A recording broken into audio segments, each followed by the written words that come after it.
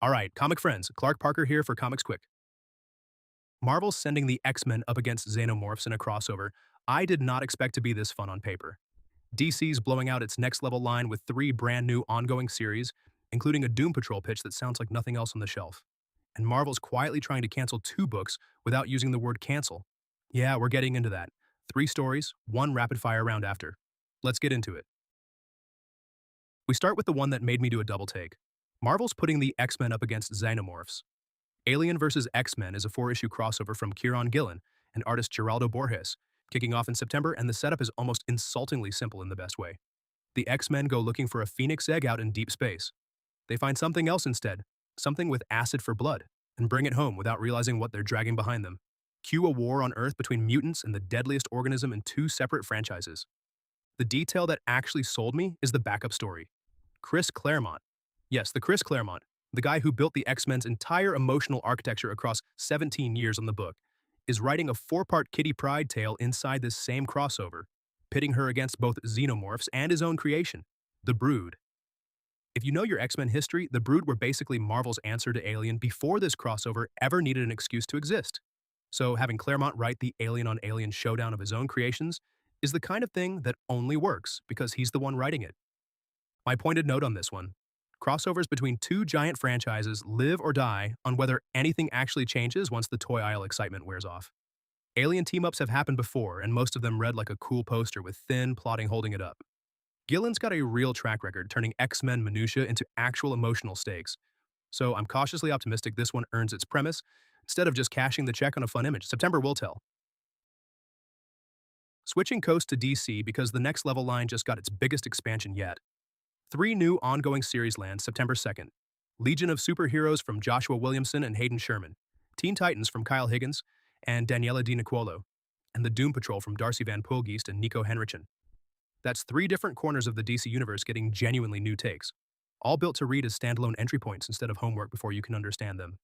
Legion jumps 1,000 years past Superman's arrival, after superheroes have been outlawed and the team's original visionary gets murdered. So Brainiac 1 of 5 is stuck rebuilding the whole concept from scratch with a new generation of cosmic teenagers. Teen Titans goes the opposite direction, grounded and current. Powered teens are vanishing after attending rallies for a movement called Ascend, and the investigation forces a reluctant alliance with Jason Todd's Red Hood. But the one that actually got me is Doom Patrol, because Van Poelgeest and Henry Jan are pitching the team as broke and taking heroes for hire jobs just to keep the lights on. And their first gig is a missing cat that spirals into something pulled out of reality itself. That's such a perfectly Doom Patrol way to reintroduce the world's weirdest superhero team. What I like about Next Level as a whole is that DC's treating new reader access like an actual design problem instead of a marketing line. These books sit in continuity but don't demand 40 years of crossover homework to follow.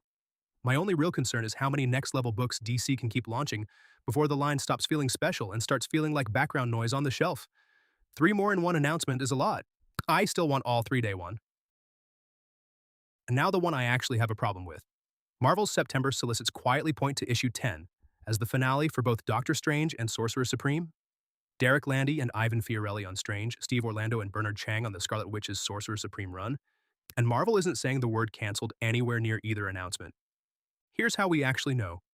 Both books were originally solicited as longer runs. The trade paperback listings just got quietly updated. New page counts, new pricing, new issue ranges that stop dead at number 10.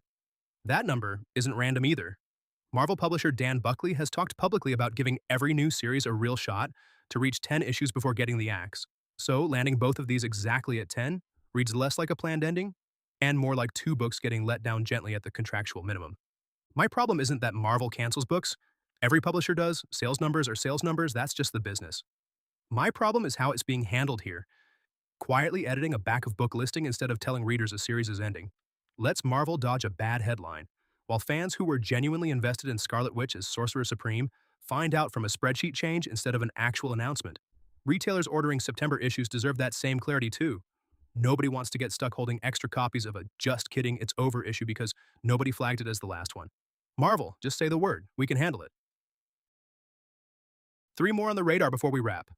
Over at Image, MASK number 1 from Dan Waters and Pi Par already hit shelves, officially folding the 80s Mobile Armored Strike Command cartoon into Hasbro's shared Energon universe. Think G.I. Joe driving Transformers and you're basically there.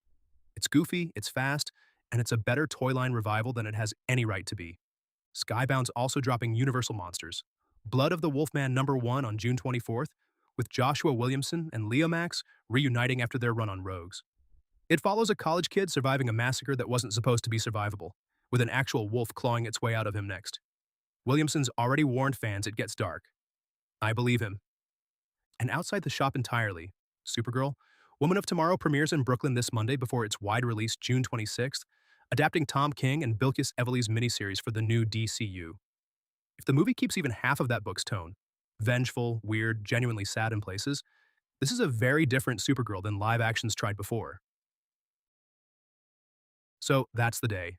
The X-Men just inherited a xenomorph problem courtesy of Kieran Gillen and Chris Claremont. DC's next level line tripled down with Legion, Teen Titans, and a broke cat-hunting Doom Patrol. And 2 Marvel Sorcerer books are heading for the door without anyone actually saying so out loud. 2 questions for you. Are you actually here for more Alien crossovers at this point, or has the well run dry? And which of those 3 new DC books has the better pitch? Legion's Thousand-Year Future or Doom Patrol's Heroes for Hire angle? Drop your thoughts in the comments. I read everyone. Go support your local comic shop, grab those pre-orders, and keep reading comics. I've been Clark Parker for ComicsQuick. See you in the next one.